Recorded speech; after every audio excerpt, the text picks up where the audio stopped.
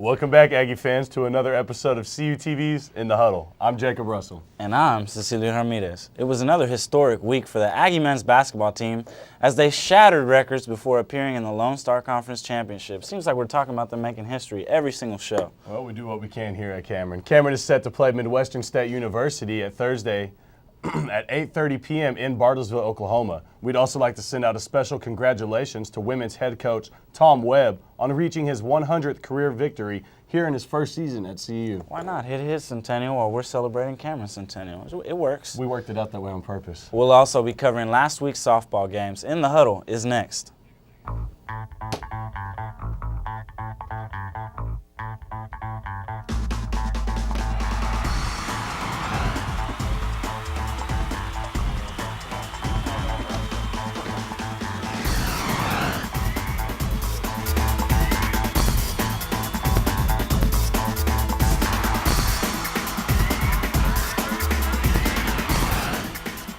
Our Lady Aggies softball team were in action again, first taking on ECU Tigers and St. Gregory's, followed back up with another homestand with ECU, and let's take a look at some of the action.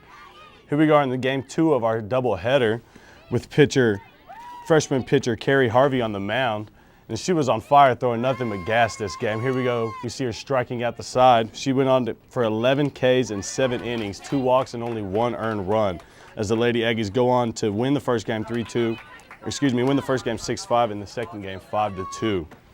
Here we go, Sharina with the CNI single down the third base line. This is very important for the Lady Aggies to get runners on base, because coming up next to the plate is first baseman Jenna Boren with a bomb over left center field with a 2-run home run to give the Lady Aggies the lead.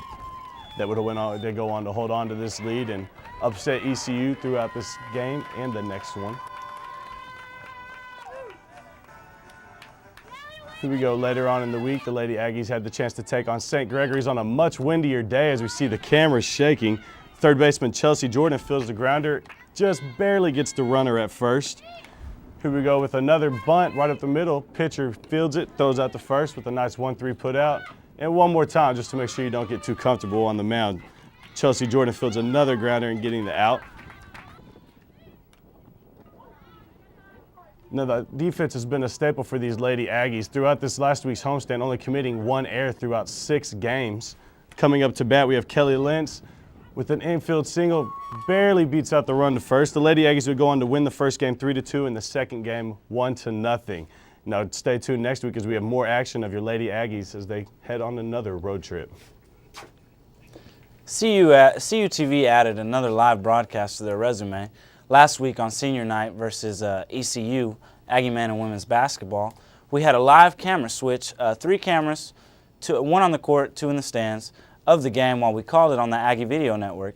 It was a success, and now we'll check out some of the footage that we actually got during that game. All right, first up, Aggie women's basketball. Gabby Walk, you see her grab the steal, gonna go coast to coast, one side to the other, lays it in for 2. Nice aggressive play by her all game. Christy Taylor puts it inside the amber shore, powers it in, showing her aggressiveness. She's been able to gain that late in the season. Here's Christy Taylor. Which way am I going? Not left. I'm going right. Got her with the fake. Nice 2 points by Christy Taylor. She was stunning the whole game. She was the only senior on the Aggie women's team, and she was there to impress. There you see Gabby Walk makes the 2 points. Backing up, kind of hits Casey Rawls. Called for the foul. The refs were calling just about everything in this game. Now check this out. With about 30 seconds left to play, Tara Tremaine inbounds it. Christy Taylor. Tara Tremaine will go all the way across. Christy Taylor sees her. 4-3. Nice play. This was the most exciting last half for the Aggie women all season. Now watch this play. Coming back. Not too much time left. Watch that. Watch Casey Thomas sneak in the backcourt, get open down low, and it's going to be an easy 2 points for ECU to get up by 1. Now the Aggies only have 2.7 seconds left to catch up. Who else would they give the ball to, Jacob? It's going to be Christy Taylor. It's got to be Christy Taylor on the senior. Night. There she is, spots up, open look, kind of rushes the shot a little bit, doesn't connect at all, no rim. Aggies suffered the loss. Tough loss because they led almost the entire game. It was a very emotional night for Christy Taylor. She was the only lady senior, but she did finish the game with 21 points. As always, she was a great leader. She was a phenomenal leader on this team all season. She kept the Aggies in games, definitely stepped up all season long. The Aggies winded up losing 62-61, even though they led most of the game. Still an exciting game. And we're going into Aggie men's basketball now, which the Aggie men actually had a lot more seniors. They had 6 seniors: Chad Allen, Dave Smith, Terrence Welch. Everyone was there for senior night. Here's Jamar Burke with a nice reverse layup. Nice play by him, able to get up and under. No dunk, but he was still able to convert the 2 points. On the next play, we'll see Mikael Reed. Guess what he's going to do, Jake? Just take a wild guess what he's going to do. Back the defender in, powers in for 2. Just too strong for his defender, as always. On the next play, here's where Dave Smith is going to tie the single-player record for three-pointers in history. That record was set by Brandon Kephart back in 2000. Now on this next play, watch Dave Smith just taking his time, taking it easy. From the distance for 3, breaks the record. The old record was 9 three-pointers, and Dave Smith sets it with 10. Now we're going to add a little bit more to the record.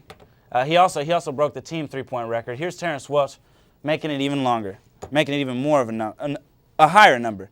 He breaks the three-point record for a team number 18, the old record 17, set back in 1995.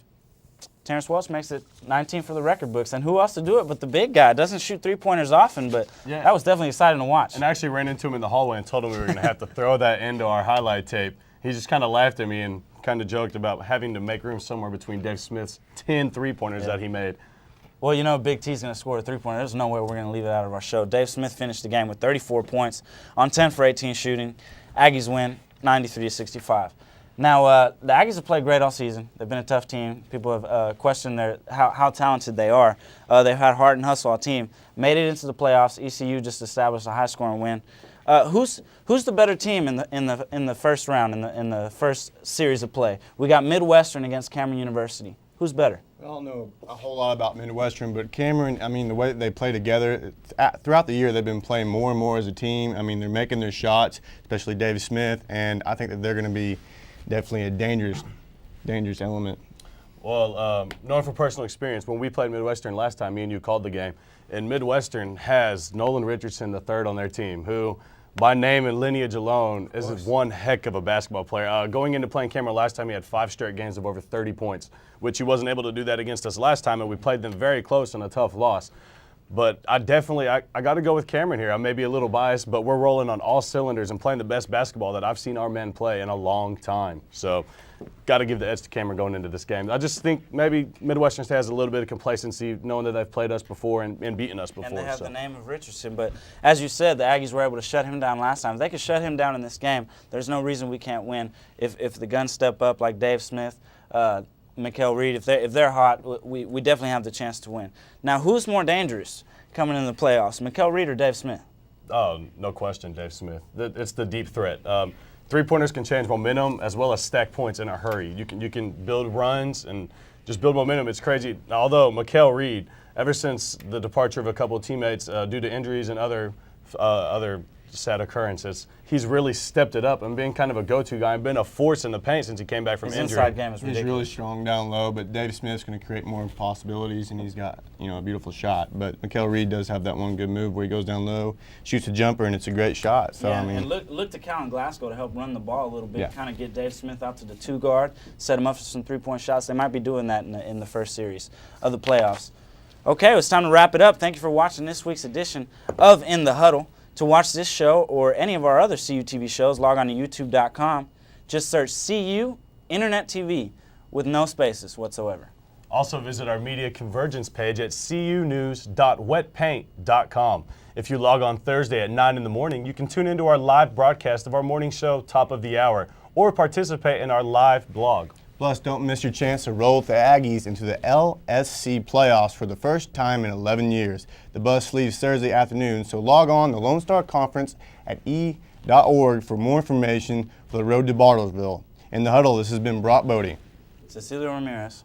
And I'm Jacob Russell. We'll see you guys in Bartlesville, right, guys? Playoffs? See you at the playoffs. All right. See you at the playoffs. We'll see you guys next weekend in the Huddle.